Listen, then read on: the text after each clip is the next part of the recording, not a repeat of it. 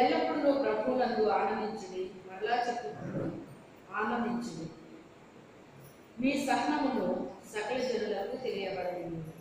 ప్రభు సమీపముగా ఉన్నాడు, దేనిని గురించి చెప్పబడుతుంది. కానీ ప్రతి విషయంలోనూ ప్రార్థన విజ్ఞాపనముల చేత కృతజ్ఞతాపూర్వకంగా మీ విన్నపములను దేవునికి తెలియజేయండి. అప్పుడు సమస్త జ్ఞానాలకు మించిన దేవుని సమాధానం యేసుక్రీస్తు వలన మీ హృదయములకు మీ తలంపులకు కావాలి.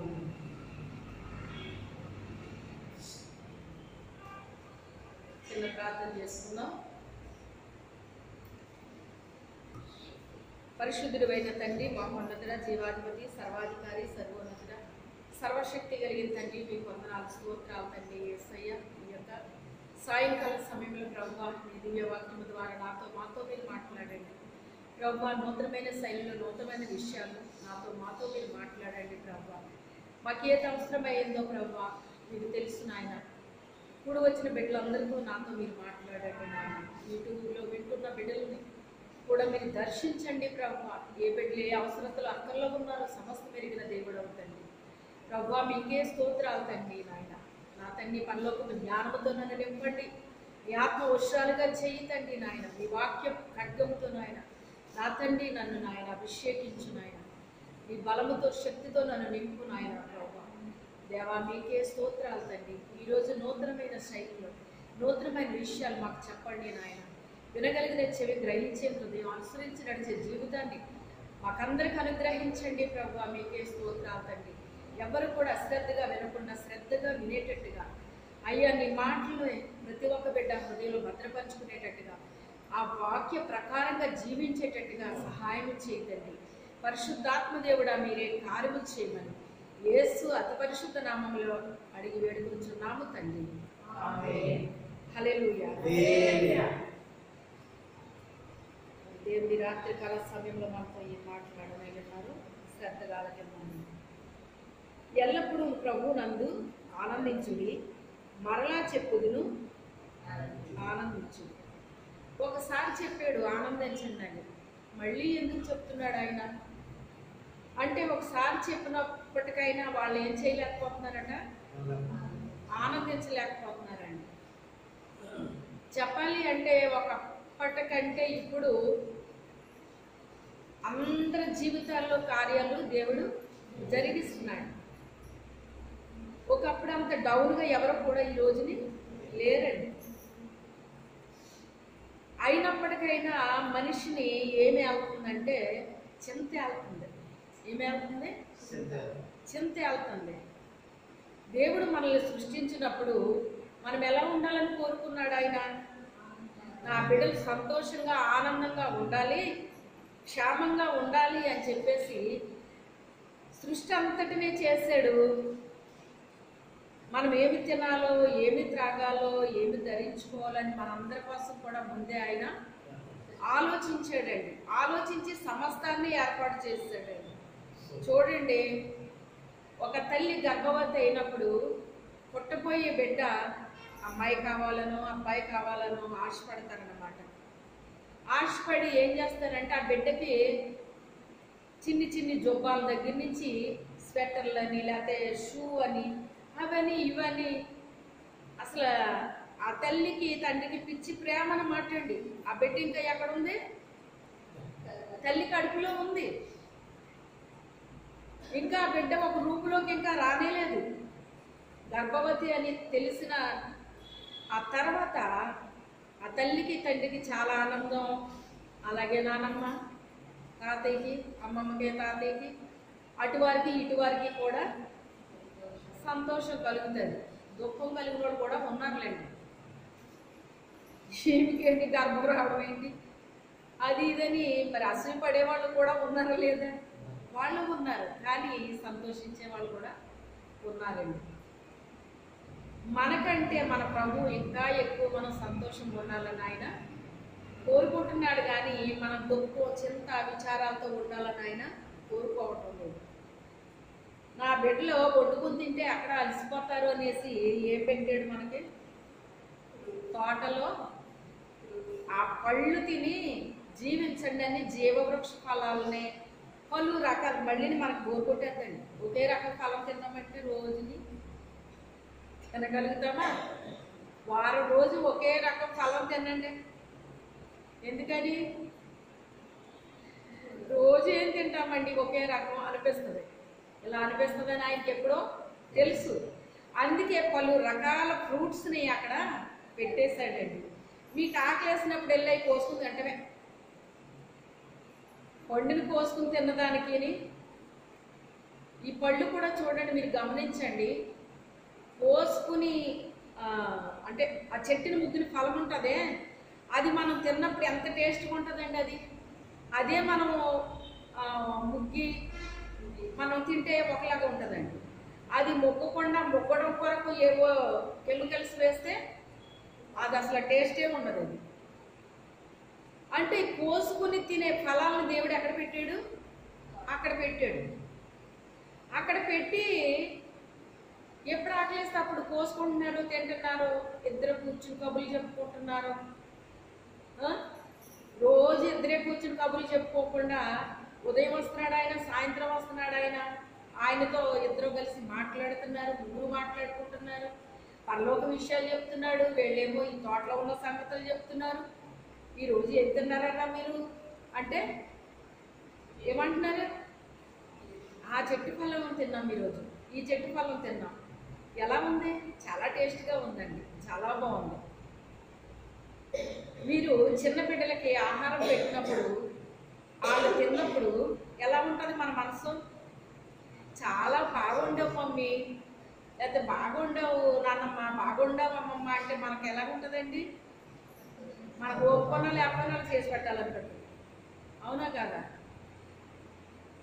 ఆ బిడ్డలు ఇంకో ముద్ద తినాలని మనం ఏం చేస్తాము? ఆశపడతాం.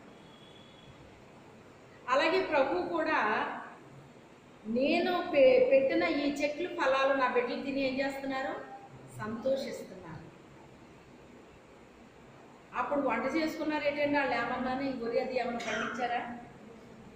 మరి ఒట్టి ఫ్రూట్సే కదా తిని బ్రతికారు. అలాగే మన్నా తిని వాళ్ళు బ్రతికారు కదా. 40 సంవత్సరాల ప్రయాణం వాళ్ళు చేశారు.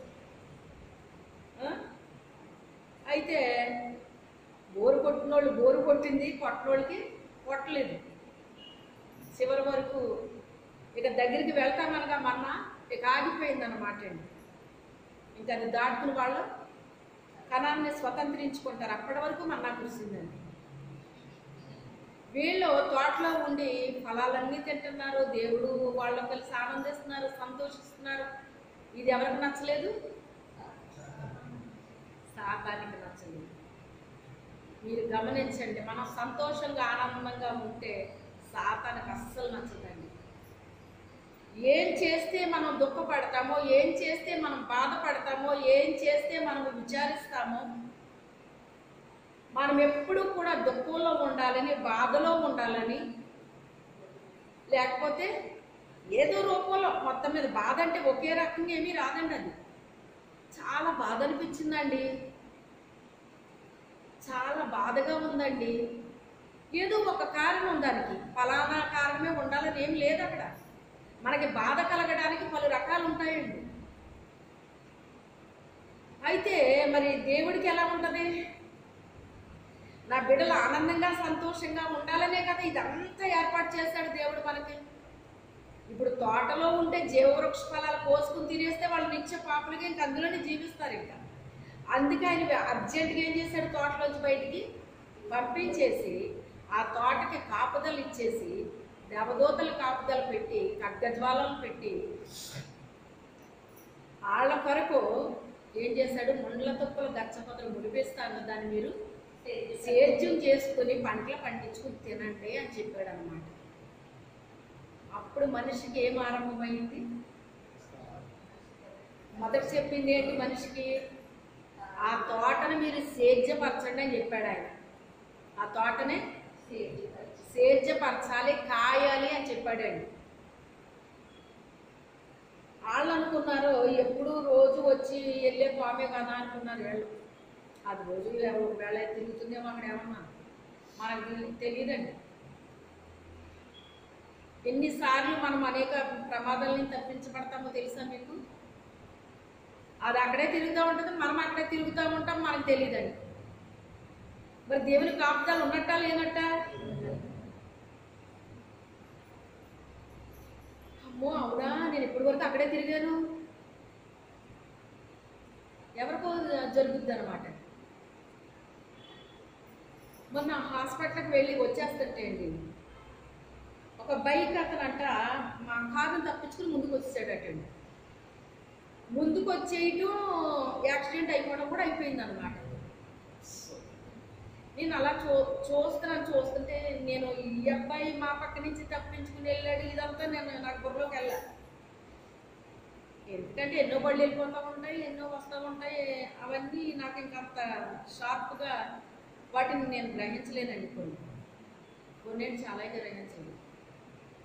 అప్పుడు ఏంటి అవేంటి కింద ఇలా పడుకుని ఉందేంటి, బండి ఏమో ఆ పక్కన కనబడుతుంది, ఏంటి ఇలా ఉంది ఏంటి అని నేను అలా చూస్తున్నాను అన్నమాట. కానీ మా డ్రైవర్కి అర్థమైపోయింది. మరి వీళ్ళకి బాగా తిరుగుతూ ఉంటారు కదా ఎప్పుడు, అందుకని వాళ్ళకి బాగా వెంటనే స్ట్రైక్ అయిపోతుంది. మళ్ళీ ఎప్పుడో వెళ్తూ ఉంటాం కనుక తెలుస్తుంది. కానీ ఇప్పుడు అబ్బాయి కొంచెం ముందుకెళ్ళి ఆపి ఇప్పుడే మన కార్ని సైడ్ వేసాడండి. ఆ అబ్బాయి సైడ్ వేసి వెళ్ళి అప్పుడు గుద్దేశాడు. అంటే అక్కడ ఉన్న ప్రజలు పరిగెత్తుకుని వస్తున్నారన్నమాట అక్కడికి. అప్పుడు ఈ అబ్బాయి కూడా ఆగి ఒకసారి ఉండండి మేడం, నేను వస్తాను అని చెప్పి ఇప్పుడే మన కార్ని సైడ్ వేసి ముందుకు వెళ్ళాడు. అప్పుడే గుద్దేశాడు, పడుకోవడం అన్నీ అయిపోయింది అక్కడ అని వెళ్ళి చూసి వచ్చి చెప్పాడు. అంటే చూసారా, ఎన్నో విషయాల్లో మనం ఏమవుతాము, తప్పించబడుతూ ఉంటామండి. ఎన్నో విషయాల్లో తప్పించబడుతూ ఉంటామన్నమాట, కాపాడబడుతూ ఉంటామండి. అయినప్పటికైనా దుష్టుడు ఎప్పుడు మనల్ని విడిచిపెట్టడం. ఎప్పుడు కూడా మనం ఎలర్ట్గానే ఉండాలండి. లోకంలో ఉన్నవాడి కంటే మీలో ఉన్నవాడు గొప్పవాడని చెప్పాడు ఆయన మనకి. ఆ గొప్పవానికి మనం స్థానం ఇస్తే మన హృదయంలో ఎప్పుడు ఆయన నివాసం ఉంటాడు కనుక అనేక ప్రమాదాల నుంచి దేవుడు ఏం చేస్తాడు, మనల్ని తప్పేస్తాడు. అన్య జనాగమని వాళ్ళని కూడా ఏం విడిచిపెట్టాడండి. ఈ యాక్సిడెంట్స్ అనేటువంటి సాతానుడు కలిగిస్తాడండి. తెలుసా మీకు? ఎప్పుడు ఏ యాక్సిడెంట్ జరిగినా వాడే కారకుడు అన్నమాట. అయితే మనకి కూడా ఒక్కొక్కసారి చూడండి, ఇక్కడ జరిగిపోయింది, అక్కడ జరిగిపోయింది, అక్కడ జరిగిపోయింది అంటాను. అప్పుడు అలర్ట్ అవుతాను అన్నమాట. నా చెవిని పడేటప్పటికి అప్పుడు అలర్ట్ అవుతాను, తండ్రి ఏదో జరుగుతుంది అని చెప్పేసి అప్పుడు ప్రార్థన చేస్తాను అన్నమాట అండి. అప్పుడు మళ్ళీ నిమ్మలంగా అయిపోయినట్టు అనిపిస్తుంది. హల్లెలూయా. అలాగే ఏది నా చెవిని పడినా దాని కొరకు నేను నాకెవరో చెప్పనవసరం లేదు. కానీ అది మన యొక్క బాధ్యత అండి. ఏంటది? మన యొక్క బాధ్యత, మనం చెయ్యాలి. అప్పుడు ఆ పరిస్థితి అక్కడ నిమ్మడమవుతుంది అన్నమాట. మనం సేవ అవ్వటమే కాదు, కానీ అనేక మందిని చేసేవారుగా మనం ఉండాలి. ఎందుకు అనుకుంటున్నారు? వీరు లోకమున ఉప్పై ఉన్నారని శిష్యులు అన్నాడు ఆయన. సమస్త జనులను నాకు శిష్యులుగా చేయండి అని శిష్యులకి చెప్పాడు ఆయన. శిష్యుడు అంటే ఏం చేయాలి మరి? 12 మంది శిష్యులే కాదు, ఇంకా శిష్యులు ఉన్నారటండి. కానీ అధికారం అనేటువంటిది, అగ్ని అభిషేకం అనేటువంటిది మాత్రం వీళ్ళకి ఇవ్వబడిందంట. ఎవరికే? శిష్యులు. ఈ 12 మందికి ఇవ్వబడింది. 12 మందినే పంపించేటట్టండి మొత్తం ప్రపంచం మొత్తం. 12 మంది ఏంటి ప్రపంచాన్ని తల్లకిందులు చేయలేదండి. దుష్టుడు అనేకమైన ప్రవేశపెడుతున్నాడండి, రకరకాలు ప్రవేశపెడుతున్నాడు. అయినప్పటికైనా వాడు ప్రవేశం పెట్టే కొలది మనుషుల్లో ఏమొచ్చేస్తుంది? ఒక రోషం అనేటువంటిది ఎక్కువ అవుతుంది. ఇప్పుడు ఇది నా బాధ్యత, ఇది నా బాధ్యత, ఇది నా బాధ్యత అని ఇప్పుడు దేవుడి బిడ్డలు కూడా ఏం చేస్తున్నారంటే వాళ్ళు కూడా పట్టుదలగా ఐక్యం అవుతున్నారు. దేవుడు నాకు చూపించింది కూడా అదే. చివరికి అందరూ ఐక్యం అవుతారని ప్రభు చూపించాడండి. ఉప్పు రాసుల కింద, ఈ ఉప్పు మీరు లోకానికి ఉప్పు అయి ఉన్నారన్నాడు కదా, మరి ఈ ఉప్పు అంతా కలిసి రాసుల కింద అంటే దాని అర్థం ఏంటి? ఐక్యత అయిపోతారండి. ఇప్పుడు ఐక్యత అవుతున్నారా లేదా? అవుతున్నారు. మరి మన విగ్రహారాధన దేశం కదా ప్రభు, మా దేశం సంగతి ఏంటని ప్రభు దగ్గర ఏడవడం జరిగింది. అప్పుడు ఏడవకో అని అప్పుడు ఆ దర్శనం చూపించాడండి దేవుడు నాకు. అప్పుడు నాకు మనసుకి కొంచెం నెమ్మది కలిగింది. ఓలే ప్రభు, మా దేశ బిడ్డల్ని రక్షిస్తానన్నారు, అంతే చాలు అని చెప్పి 33 కోట్లు పడ్డాయి అంటారు కదా భూమి మీద. అవన్నీ వచ్చి మా దేశంలోనే పడ్డాయా ఏంటి ప్రభు అనుకునేదాన్ని. అందుకే ఇలాగైపోయారా అని చెప్పి అనుకునేదాన్ని అనమాట. కానీ ఎంత ఎక్కడ పాపం విస్తరించిందో అక్కడ అపరిమితమైన దేవుని కృప కూడా ఆవరిస్తుందట, విస్తరించేస్తుందట. ఎక్కడైతే అది పాపం ఎక్కువైపోతుందో అక్కడికి ఆయన కృప వెళ్ళిపోతూ ఉంటుందటండి, విస్తరిస్తుందటండి కృప, ఇంకా ఎక్కువైపోద్ది అన్నమాట. అసలు నా బిడ్డలు ఎల్లప్పుడూ సంతోషంగా ఉండాలని మన కోసం ఎన్నో చేస్తూ ఉంటాడండి దేవుడు. అయినప్పటికైనా మనం దేనికి గురైపోతామంట, ఏదో ఒకటి ఎక్కడో చోట తీగ లాగితేనంట, అలాగే ఎక్కడో చోట ఇప్పుడు మనకే జరగవసరం లేదు, మనకు సంబంధించిన వాళ్ళకి ఎవరికో ఎక్కడో ఏదో జరిగింది అనుకోండి, అయ్యో వాళ్ళకి అలా జరిగిందా, అయ్యో తండ్రి అలా ప్రభువా ఇలా ప్రభువా అని చెప్పేసి ఏం చేస్తామండి, కొంచెం మనసు ఏమవుతుంది, మరి పట్టుకున్నది తీగనే కానీ ఇప్పుడు ఎక్కడ కదులుతుంది, దానికి సంబంధించిన డొంకంతా కదులుతుందంట. మరి డొంక ఎంత ఉంటుంది, తీగ ఎంత ఉంటుంది, నీరు పట్టుకుంటే అది మొత్తం కదలడం ఏంటి. నీటిలో ఒక రాయి అలా విసిరేమనుకోండి, మనం నిశ్చలంగా ఉంటాయి ఆ నీళ్లు. ఒక రాయి అందులో పడగానే అది అలలుగా అలా వెళ్తూ ఉంటారు. మీరు ప్రయోగించి చూడండి, చూసే ఉంటారులేండి, చూడకపోతే ప్రయోగించండి.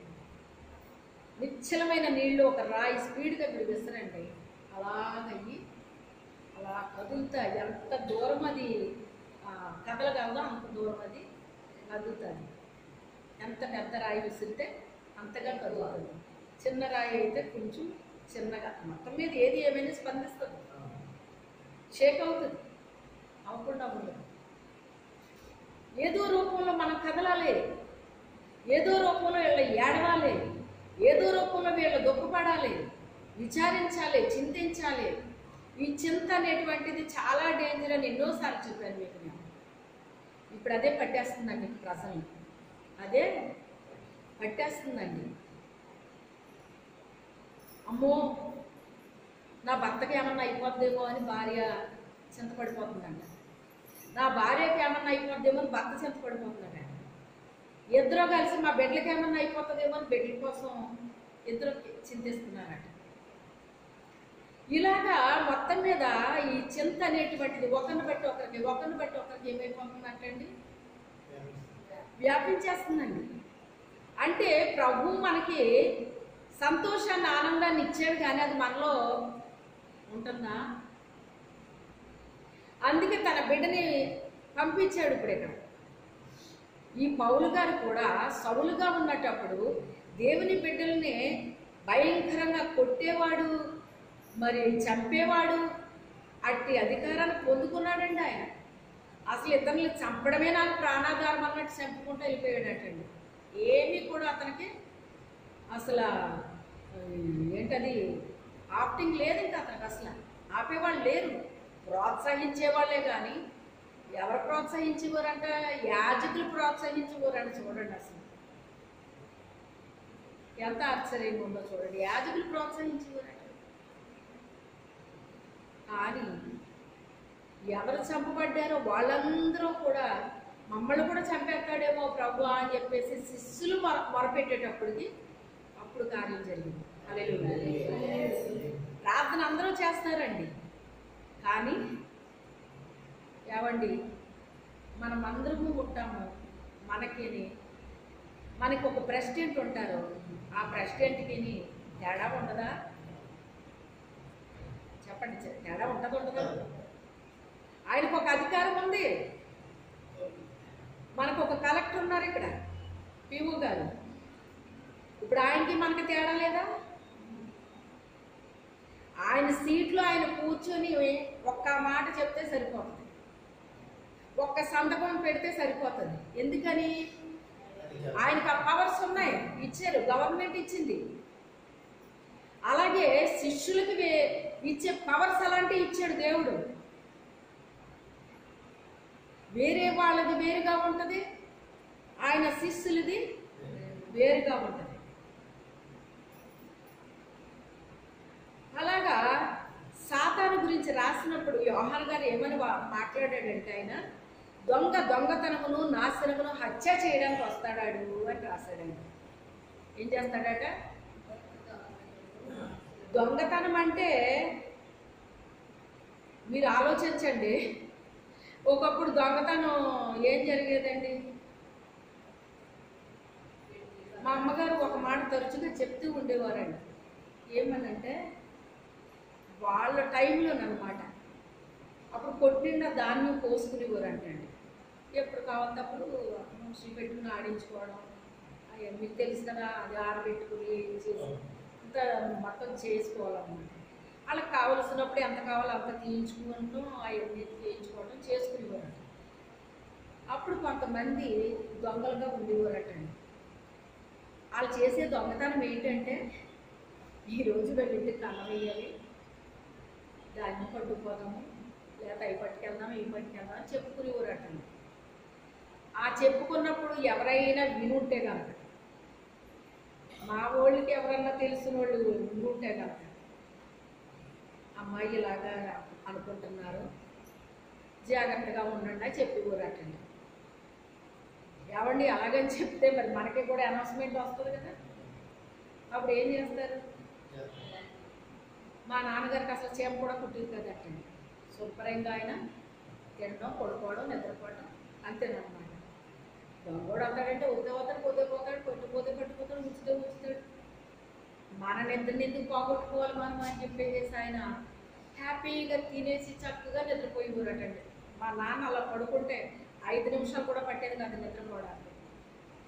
కారణం ఏంటో తెలుసా? ఏ చింత లేక.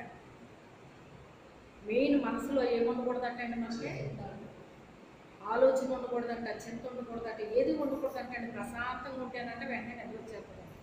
రెండోది కష్టపడి కూడా పని చేయాలి, పని చేయకపోతే వాకింగ్ అన్నా చేయాలన్నారు. మా అమ్మగారు ఇలా అన్నారు కదా అని నిద్ర మానేసుకుందండి. ఆ నిద్ర మానుకుని చివరికి ఆవిడకి ఏం పోయిందంటే నిద్రపోయింది. మా నాన్నగారు హ్యాపీగానే ఉన్నారు. ఈయనకి బీపీ కానీ షుగర్ కానీ ఏది లేదు. ఈవిడికి కొంచెం బీపీ వచ్చింది. ఆ బీపీ పెరగకుండా ఆవిడ కంట్రోల్ చేసేసుకున్నాను. డాక్టర్ గారు చెప్పినట్టుగా ఫాలో అయిపోయింది, మందులు ఏం వాడలేదు. ఈ విషయం మీకు ఎందుకు చెప్తున్నాను అంటే, ఆ దొంగ వస్తాడేమో, పట్టుకెళ్ళిపోతాడేమో, మేము తినవలసిన ఆహారము దోచుకెళ్ళిపోతారేమో అన్న భయంతో ఇప్పుడు ఏం మానేసుకుంది? ఆయన అసలు పట్టించుకోవట్లేదు. ఆయన పట్టించుకోనప్పుడు నేను ఎందుకు పట్టించుకోవాలి అని ఆవిడ అనుకున్నారండి. తండ్రి అనుకున్నా, తల్లి అనుకోలేదు. మంచి తండ్రి అయితే తండ్రి అనుకోడు, ఇప్పుడు ఈయన చెడ్డోడని కాదు. కానీ ఆయన ప్రశాంతంగా నిద్రపోయాడు కనుక ఏ జబ్బు రాలేదు ఆయనకి. తెలుసా మీకు? ఏ జబ్బు రాలేదు, చాలా మంచి ఆరోగ్యంతో వెళ్ళాడు అనమాట అండి ఆయన. ఈవిడికే మొత్తం చింతంతా మా అమ్మకే ఉండేదండి. ప్రతీది అందరూ బాగా ఉన్నా సరే ఈవిడికి ఎవరెలా ఉన్నారో అనేసి అలా భయం ఉండేది ఆవిడకి. అందరూ మంచిగా ఉన్నారా లేదా అనేటువంటి. మన దగ్గర దొంగతనం చేయడానికి దుష్టుడు మన ఆనందాన్ని, సంతోషాన్ని కూడా వాడు ఏం చేస్తాడో తెలుసా? దొంగిలిస్తాడు. దొంగతనం అంటే ఒకే రకాన్ని జరుగుతుందని మీరు ఎప్పుడు అనుకోకండి. మనం ఎన్నో వింటూ ఉంటాం. ఇది దొంగతనం చేయడం ఏంటని ఆశ్చర్యపోతున్నారంటే ఇప్పుడు పోలీసులు కూడా ఇలాంటివి కూడా చేస్తారా అని ఆశ్చర్యపోతున్నారటండి. అన్ని రకాలుగా ఉన్నాయి. కానీ మన ఆనందాన్ని సంతోషాన్ని వాడు ఏం చేసేస్తాడని చెప్తున్నాడు యోహాను గారు రాశారు. మీ దగ్గరికి దొంగతనం చేయడానికి వస్తాడు. అలానాది దొంగతనం చేయడానికి వస్తాడని ఏమన్నా రాశాడు ఆయన? రెండోది నాశనం చేయడానికి వస్తాడు. దొంగోడు ఎప్పుడన్నా జాగ్రత్తగా చేస్తాడు ఏంటండి? కానీ పాపం చాలా జాగ్రత్తగా చేశారటండి ఇక్కడ దొంగతనం. విచిత్రంగా చెప్పుకున్నారు.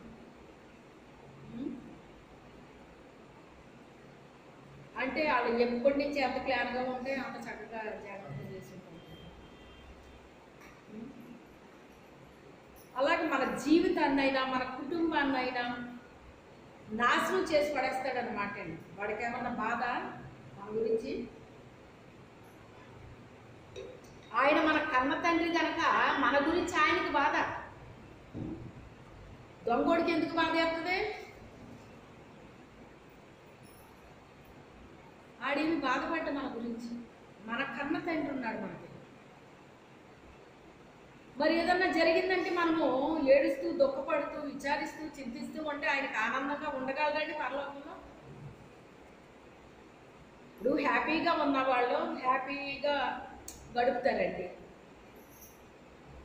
దుఃఖం విచారం చింత వచ్చేటప్పటికి మనుషులు మౌనమైపోతారు. కొన్ని గృహాల దగ్గర మీరు గమనించారో లేదో, సంతోషంగా ఉన్నప్పుడు గలగలా మాటలు వినపడతాయి అక్కడ. ఎప్పుడైతే ఏదన్నా ఇలాంటి చింత కానీ దుఃఖం కానీ విచారం కానీ వచ్చిందంటే అక్కడి నుంచి మాటలు వినపడవు మనకు. ఎందుకని? ఏం జరిగింది వీళ్ళకి? ఎప్పుడు చాలా సందడిగా ఉండేవారు కదా, ఏం జరిగింది వీళ్ళకి? మాటే వినపట్టలేదు ఏంటి అక్కడ? ఏమైంది అని కొంచెం వస్తుందా రాదా? వస్తుంది. ఎందుకని మౌనమైపోయారు వాళ్ళు? ఏదో జరిగింది, వాళ్ళలో ఉన్న సంతోషం పోయింది, వాళ్ళలో ఉన్న ఆనందం పోయింది, ఉండాల్సిన ఆనందం పోయింది, దుఃఖం వచ్చేసింది, ఉండాల్సిన సంతోషం పోయింది, విచారం వచ్చేసింది. యేసు ప్రభు అక్కడే ఉన్నాడండి, ఆయన శిష్యులు అక్కడే ఉన్నారండి. అయినా ఈవిడికి ఏమొచ్చింది? మార్తమ్మ గారికి ఆవిడ చింతపడుతుందంటే మీరందరూ కూడా చింతపడి నా కోసం అన్నట్టు ఉంది ఆవిడ సంగతి. ముఖ్యంగా ప్రభువా నీకు చింత లేదా నా గురించి అని అడుగుతుంది వచ్చి. తెలివైన ప్రశ్న, తెలివి తక్కువ ప్రశ్న.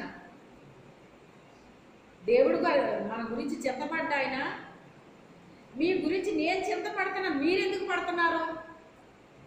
మీరు ప్రార్థన చేయండి, విజ్ఞాపన చేయండి కృతజ్ఞతాపూర్వకంగా. అంటే మీ జీవితంలో నేను చేసిన వాటికి మీరు కృతజ్ఞతా స్తుతులు చెల్లించండి.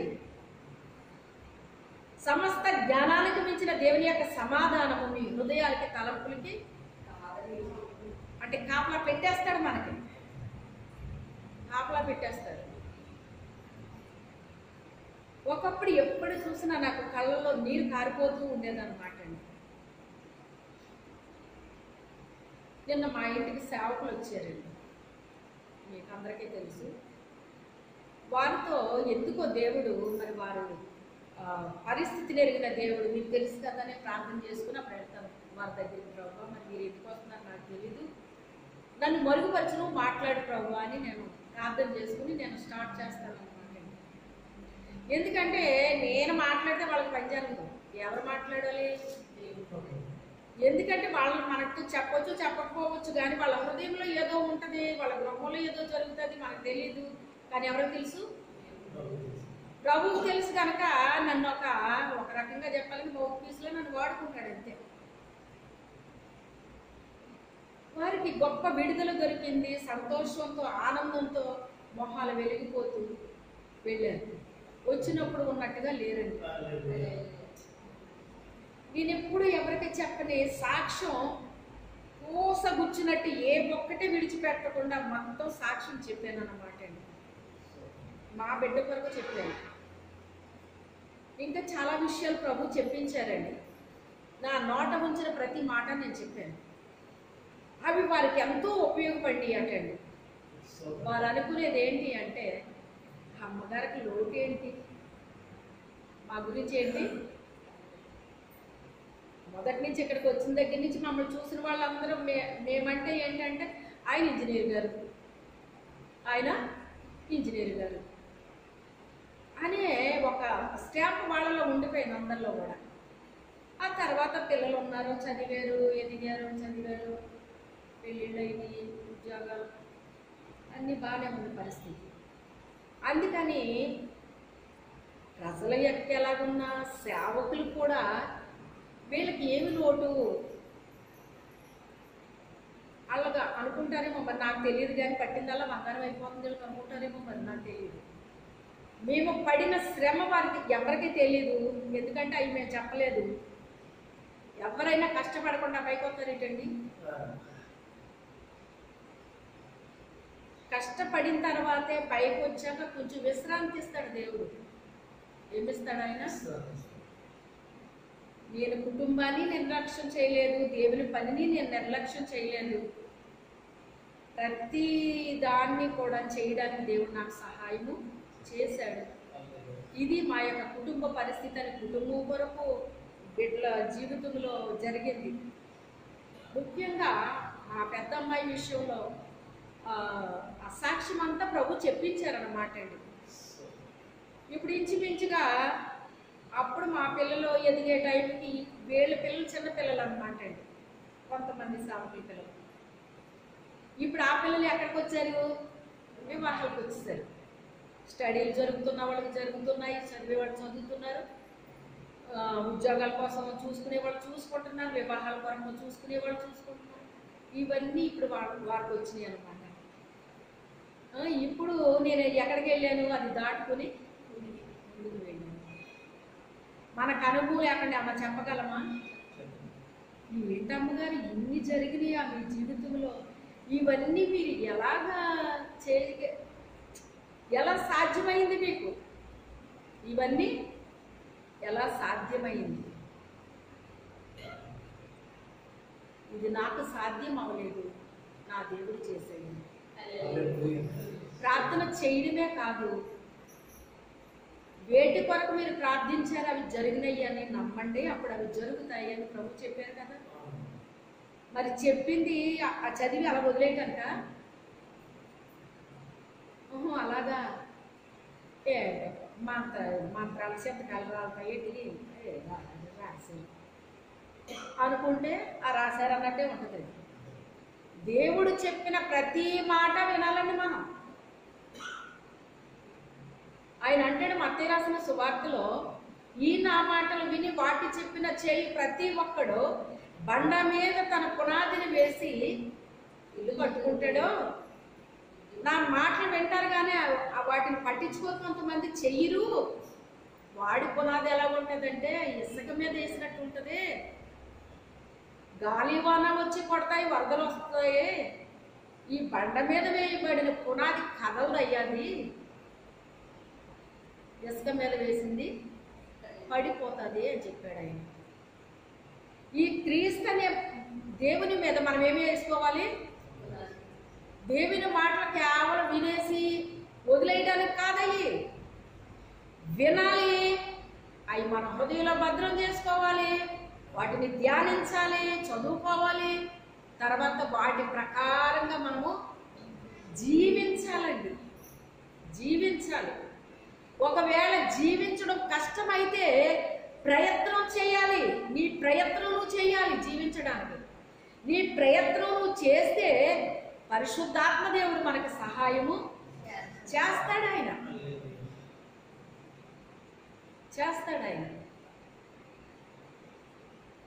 అప్పుడు ఏం చేస్తాం మనం? మనకి ఏది జరిగినా ప్రార్థన చేస్తాం. ఏం చేస్తామండి? ప్రార్థన చేస్తాం. నా దేవుడికి చెప్పుకున్నాను కదా, నా దేవుడు సహాయం చేస్తాడు, నాకు కార్యం జరిగిస్తాడు అని నమ్ముతాము, విశ్వాసం ఉంచుతాము. మనము కామ్గా ఉంటాం. మనము కామ్గా ఉంటామండి. ఎందుకని? ఎవరో చెప్పాం? దేవునికి మించి చేసేయగలమండి మనం ఏదన్నానే? మన వల్ల అయిపోతుందా? కొన్ని అయిపోతాయి, కొన్ని అవ్వవు. చెప్పలేము. మన తెలివితేటల వల్ల చేసింది జరగవచ్చు జరగకపోవచ్చు చెప్పలేము. దేవుడు చేయమన్నది కూడా కొన్ని జరుగుతాయి, కొన్ని ఏదో ప్రాబ్లం వస్తుంది. ప్రాబ్లం ఎందుకు వచ్చింది అంటే మనకు ఒక గుణపాఠం నేర్పడానికి. ప్రాబ్లం ఎందుకు వచ్చింది? దాని ద్వారా మనకి కొన్ని పాఠాలు నేర్పిస్తాడట. ప్రభువా, మరి నీ సేవకులు కొంతమంది నీ బిడ్డలు ఉంటారు కదా, వారికి ఎందుకయ్యా అనారోగ్యాలు లేకపోతే ఇవన్నీ వస్తూ ఉంటాయి, పలు రకాలుగా వస్తాయి కదా తండ్రి, ఎందుకు వస్తున్నాయి వాళ్ళ జీవితంలోకి అని తిరగరంపులు గారు అడిగారటండి ప్రభు. అప్పుడు ఆయన చెప్పింది ఏంటంటే, నా బిడ్డలకి కొన్ని పాఠాలు నేను నేర్పిస్తాను అన్నాడటండి. ఇప్పుడు అందరూ కూడా చదువుకుంటారండి. చదువుకున్న తర్వాత ఇప్పుడు మాస్టర్ అయ్యాడు అనుకోండి, ఆ మాస్టారు ఎంతమంది శిష్యులు తయారు చేస్తాడు చెప్పండి? అతను కష్టపడి చదివి ఒక మాస్టర్ పోస్ట్ వచ్చింది ఆయనకి. ఇప్పుడు తన దగ్గరికి ఎవరు వస్తారు? పిల్లలు వస్తారు. ఆ పిల్లలు వచ్చినప్పుడు ఆ పిల్లలకి ఆయన ఏం చేస్తున్నాడు? ఇప్పుడు పాఠాలు బోధిస్తున్నాడు.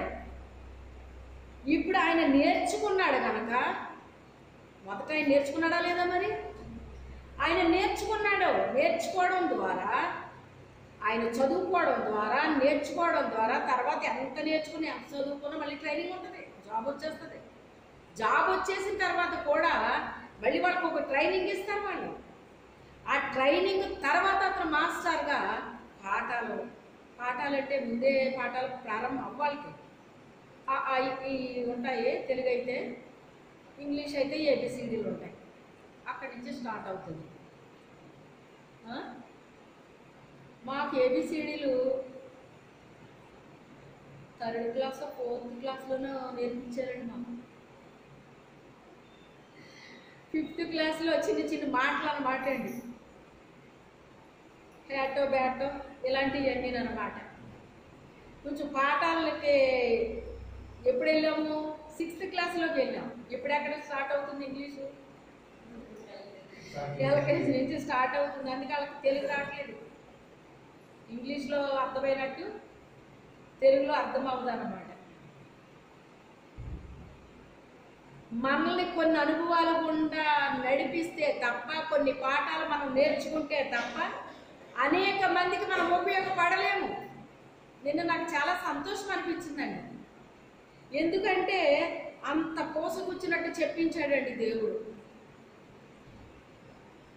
4:30 గంటలు అలా కూర్చోబెట్టాడు దేవుడు నన్ను. నాకు ఓపిక తగ్గుతుంది, కానీ ఆయన రైట్ చేస్తున్నాడు. మళ్ళీ నన్ను చెప్పడానికి నన్ను నింపుతున్నాడండి ఆయన. నేను ఒక శరీరం కలిగి ఉన్నదాన్నే కదా, మరి 4:30 గంటలు మీరు అలా చైర్లో కూర్చుని మీరు మాట్లాడండి.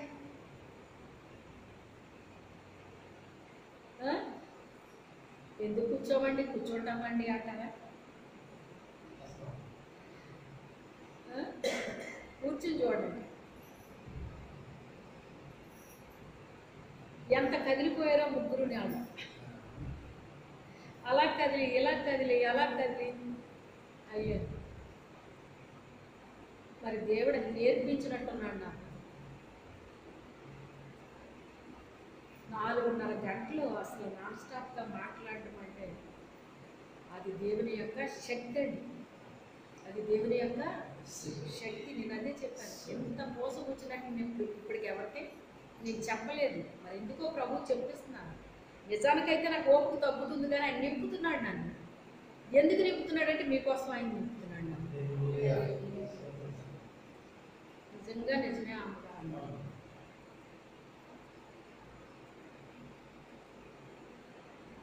అప్పుడు నాకేమనిపించిందంటే, వారు వెళ్ళిన తర్వాత సంతోషంగా వారు ఎప్పుడైతే వెళ్ళారో నాకు ఎంతో హ్యాపీ అనిపించిందండి.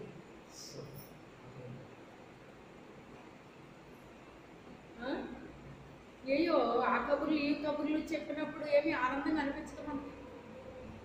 దేవుని పని ఎప్పుడైతే చేస్తున్నామో మన పరమ తండ్రికి మనం ఉపయోగపడుతున్నామని గొప్ప ఆనందం, సంతోషం కలుగుతుంది అన్నమాట. ముఖ్యంగా అక్కడ పని అవ్వాలి, పని అవ్వాలి. అదే కోరుకుంటాను నేను ఎప్పుడు. ఏదో చెప్పాను అయిపోయింది అలా కాదు ప్రభువా, పని అవ్వాలి. పని అయిపోయింది, హ్యాపీగా వెళ్ళారు. అప్పుడు నాకు అనిపించింది మేము కొన్ని నెలలు ఆ బిడ్డ కొరకు తల్లిగా తండ్రిగా ఆ బిడ్డ మేమెంత సఫర్ అయ్యామంటే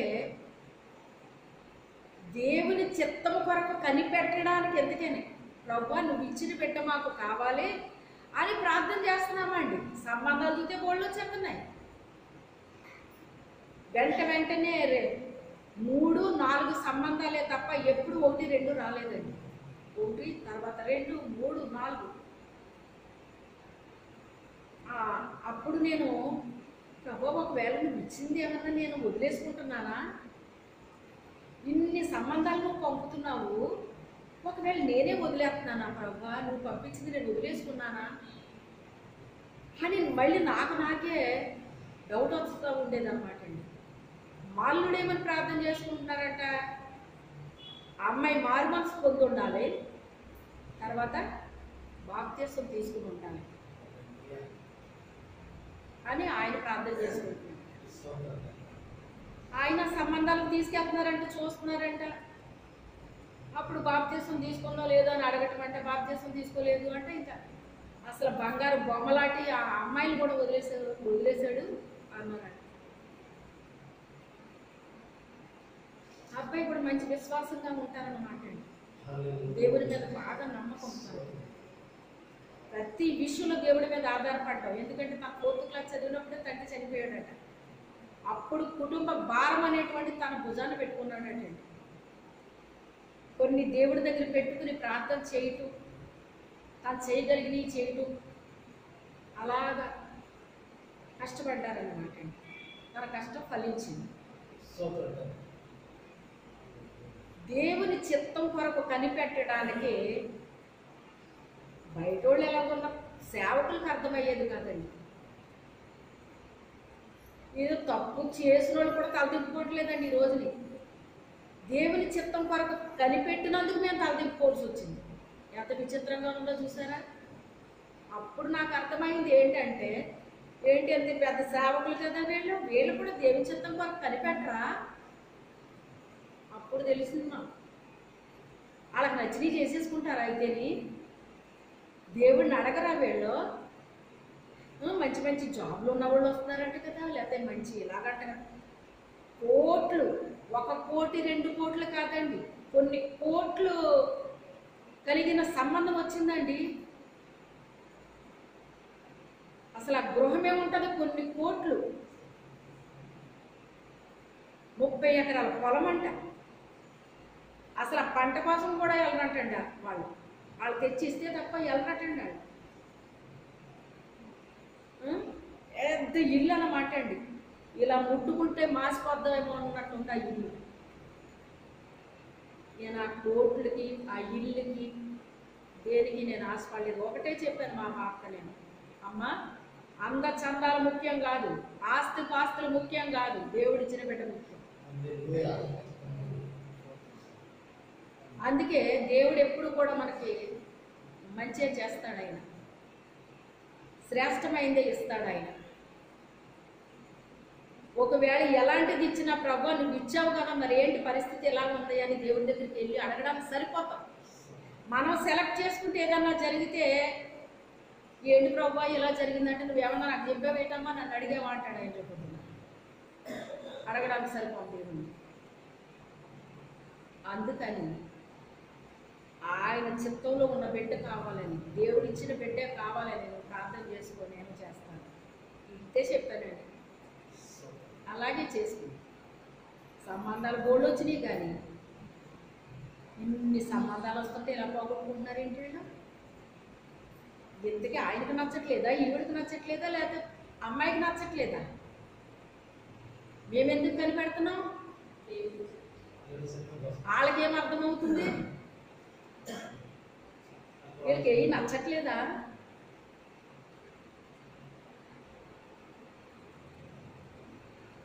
ఈ రోజున అదే దారిలోకి వచ్చారు. ఇప్పుడు ప్రవేశించడము.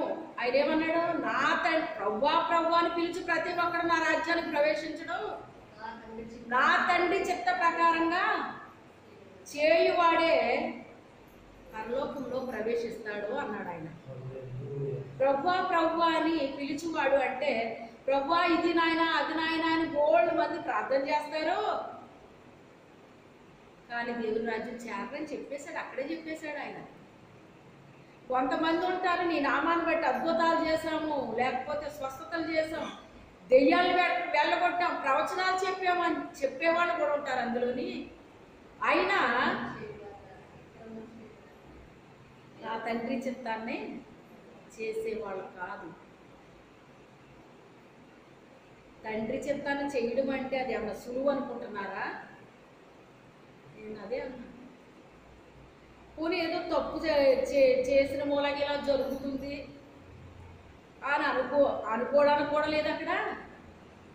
దేవుని చిత్తం జరగాలని మేము ప్రార్థన చేసుకుంటున్నాం, ఆయన చేసుకుంటున్నాడు, ఇక్కడ మేము చేసుకుంటున్నాం. లాస్ట్కి ఇదే అన్నాడు దేవుడు. ఇదే అనేటప్పటికి అసలు అక్కడ సూట్ అవ్వట్లేదు, మ్యాచ్ అవ్వట్లేదు. అక్కడ ఏంటి ప్రభువా ఇదేనా? ఇదే అన్నాడు ఆయన. తండ్రి అబ్రహాం గారిలా అడుగుతున్నాను అనుకున్నాను. తండ్రి నేను ఇక 3సారి అడగకూడదు కానీ అడుగుతున్నాను, నిజంగా నువ్వు చెప్పిందేనా? ఇంటి దగ్గర నేను అడిగాను, ఒక్క వాక్యం నాతో చెప్పు ప్రభు అని.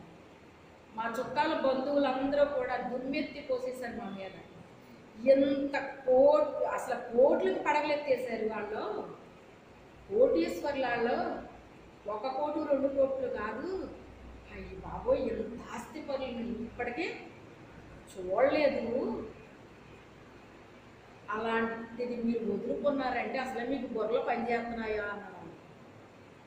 మీకు బుర్రలు పనిచేస్తున్నాయి అంటే